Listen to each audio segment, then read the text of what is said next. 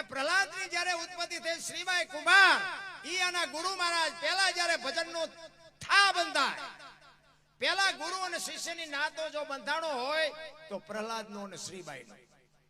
ભક્તિ દિલાવર દેશની લાયા શ્રીબાઈ કુંભાર, પ્રહલાદ જેને પ્રગટ કરે ને જપે સારો સંસાર. ઈ શ્રીબાઈ કુંભાર ઈ ઇતિહાસ લાંબો છે, પણ નિબાડામાં કે બિલાડીના બચ્ચા આવી ગયા પછી રામ રામ કરતા હતા અને પ્રહલાદ અહીંયા આવ્યો અને પ્રહલાદ એમ કે છે કે તમે રામ રામ શું કરો છો? એ કે અમે ભગવાનનું નામ લઈ, કે ભગવાન તો મારો બાપ છે. એ કે તમારો બાપ નથી, ને રાક્ષસ ના રાક્ષસ જ હોય ને રાક્ષસ ના ભગત થાય. પ્રહલાદ કે મારો બાપ ભગવાન છે. એ કે ખોટી વાત છે. તો કે પણ આ તમે રામ રામ શું કામ કરો છો? એ કે આમાં બિલાડીના બચ્ચા આવી ગયા છે અને રામ જ બચાવે, તમારા બાપાની તાકાત નથી. એટલે પ્રહલાદ ને એમ થયું નક્કી કરવું છે મારા બાપમાં તાકાત છે કે આવડા નામ લેશે એમાં તાકાત છે. એ કે નિભાડો ક્યારે ખોલવાનો? એ કે કાલ, કે હું આવું પેલા ખોલતા નહીં. હવે હરણા કંસની બહાટી બોલે બાપુ. ઈ કે કાલ હું આવું નહીં તો ખોલતા નહીં. ખોલાય? કાંઈ વાંધો નહીં, કે કાલ આવો ત્યાં સુધી નહીં ખોલી. આવ્યો પ્રહલાદ. એ કે ક્યારે ખોલવાનો? બસ તમારી રાહ જોઈને બેઠા થઈ મીડિયા ખોલવા.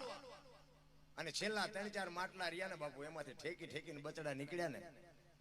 એ પ્રહલાદના હાથમાં આમ ખડગ હતું ને આમ નામ બાપુ પાણાની મૂર્તિ જેવો થઈ ગયો. આ અગ્નિ લોઢા ઓગાળી નાખે ને આની માલિકોરથી નીકળ્યો. ઈ રામ કંઈક જુદો હોય બાપ. ઈ મારા બાપની તાકાત નથી. તેથી દશરથ રાજાનો જન્મ નહોતો. ઈ રામ કયો હોય છે? આખી વાતું છે રામ, નાની એવી વાતું નથી ને. આના માટે સદગુરુ જોયા.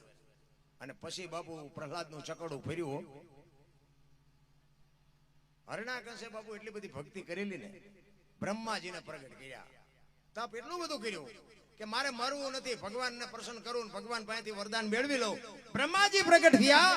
બ્રહ્માજીને કહે છે, બ્રહ્માજી કહે છે માઈક શું જોવે?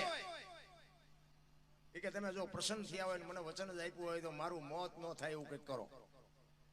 એ કે ભાઈ જે જન્મે એને મરવાનું જ હોય, જન્મ હોય એનું મરણ હોય જ. કે એ કેવી રીતે બને? કે તો ના પાડો, કે નથી હું વચન આપ્યું. બ્રહ્માજી કે અરે ભારે કરી, કાંઈ વાંધો નહીં, કાલ ને. એ કે એમ નહીં, બોલ્યું નો લખી દો, કાલ તમે ફરી જાઓ. એટલે એ કે લખી દો. એ કે એક કામ કરીને તું લઈ, હું હેઠે સહી કરી દઉં. એટલે જો આમ વાતું પાછું બાબુ છે ને આનંદ કરાવું છો. તેથી નિયાળ્યું બેળ્યું હોય કે ન હોય, બ્રહ્માજી ભણ્યા હોય કે ન ભણ્યા હોય, એ પાસે કઈ લોહી ન પીતા, કારણ કે અત્યારે મોબાઈલ નો માધ્યમ છે. એટલે ઈ હરણાકંસે બધું લખ્યું, રાતે નહીં, દિયે નહીં, લોટે નહીં, લાકડે નહીં, આ બધું આપણે કહીએ ને બધું લખ્યું. અને બ્રહ્માજીને કીધું કે આલો આમાં સહી કરો. એટલે બ્રહ્માજી આમ વાંચ્યું, કીધું હરણાકંસ આમાં રહી નથી જાતું નહીં, કે જોઈ જો હજી જોવું હોય.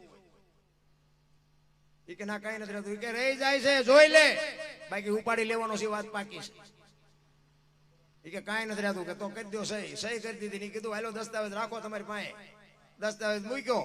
હવે આપણને ભગવાન નથી મળ્યા તો એટલા ઠેકડા મારી છે, તો એને મળ્યા પછી કેવા ઠેકડા માર્યા છે. હું થાય ચારે બાજુ હું જ કરું છું. નિયાળમાં સાહેબ એમ ભણાવે કે આ બધું રાજા જ કરે છે, બધી દુનિયા રાજા જ જીવાડે છે, બધું દુનિયા રાજા જ કરે છે.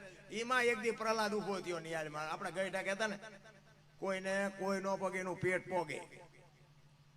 પ્રહલાદ ઉભો થયો. સાહેબ ને કે તમે બધું કહો છો રાજા કરે, કે હવે હુરજ ઉગે રાજા ઉગાડે, વરસાદ વરે હજી રાજા વરાવે છે. સાહેબ કે તો અમને ખબર છે, પણ તાર બાપા કે તમારે ક્યાં જવું?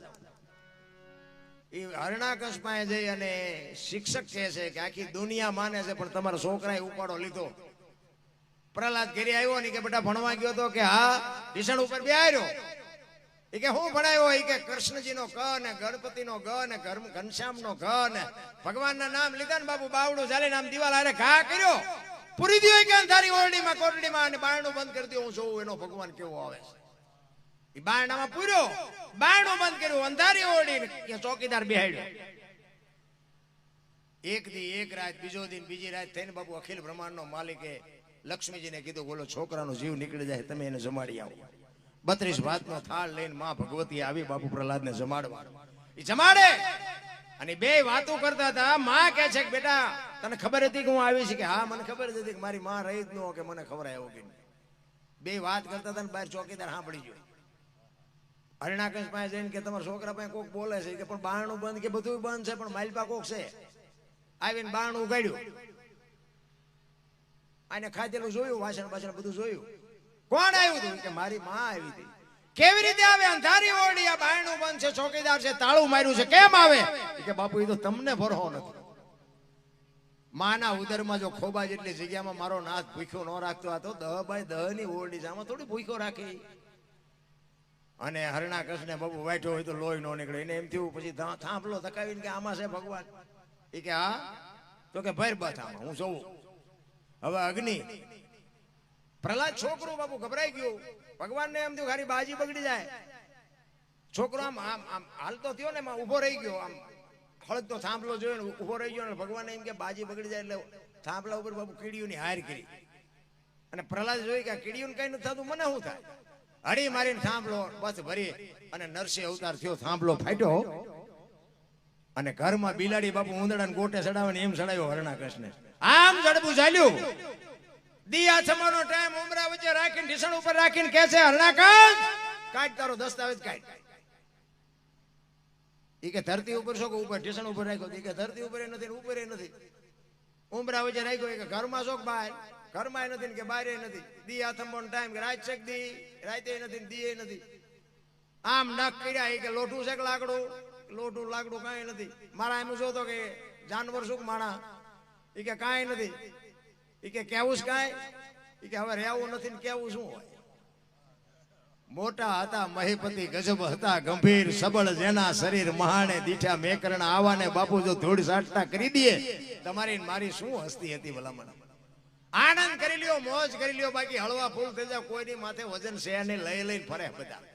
માણસ જન્મે ને તેથી 2-2.5 કિલો નો હોય. 60-80 વર્ષ જીવે અને મરી જાય ને શમશાનમાં લઈને હળગાવી નાખો ને હળગાવીને પછી રખ્યા ભેળે કરીને ચોકો એટલે 2-2.5 કિલો થયા. વચ્ચે ઠેકડા મારવાનું છે ને. સે વાતમાં કાંઈ નહીં અને એટલા બધા ઉપાડો લીધો છે. તમે જોવો તો ખરા, કાંઈ વાતમાં છે જ નહીં. ને કે આપણો જન્મ થયા પહેલા માના ઉદરમાં આપણે હોય ને, માએ બધી તૈયારી કરી રાખી. ખોડિયાન, ગોયાન, ગોદડાન, આ ખાટલાન, આ જે કઈ જે વ્યવસ્થા કરવાની હોય બધું માએ કરી રાખ્યું હોય કે મને ભગવાન દીકરો દીકરી કઈક આપશે. અને 60-80-100 વર્ષ જીવન પછી જવાનો ટાઈમ થાય ને તારે બધી તૈયારી જ હોય. લાકડા તૈયાર હોય, ઉપાડનારા હોય, ગોઠવનારા હોય, દિવાળી મૂકનારા હોય, ઘોંકા મારનારા હોય. તો પહેલી તૈયારી ને છેલ્લી તૈયારી છે તો એટલી તૈયારી નહીં કરી રાખી હોય. પણ વચ્ચે થોડુંક હું આવે ને ત્યાં એવા ઠેકડા મેં કર્યું, આ મેં કર્યું, ખેતર મેં લીધું, આ ટ્રેક્ટર મેં લીધું, જા તાર લેતો જજે ને બીજા વાપરશે.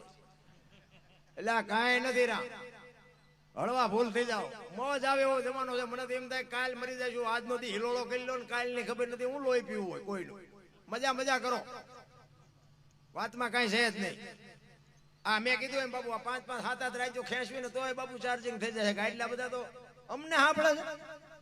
એમાં અમારા વિરોધી આ બધું લાઈવ હાલે છે ને, અહીંયા અમારા વિરોધી છે ને એ અત્યારે અહીંયા બેઠા હળગતા છે. બોલો એ કે ચિયા ગામમાં છે આ પડદા વાંચતા છે. આ તો મારા ઠેઠ બનાસકાંઠામાં પહોંચી ગયો. આમ જો એટલા બધા માણા બેઠા એ અહીંયા હળગે. બોલો એમાં અમારું આગળ હાલ્યું જાય.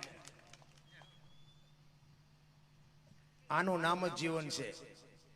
વંટોળિયા ચડાવવાની કોઈ જરૂર નથી. આપણે ઊભું કરીએ છીએ ને પછી આપણને રોતા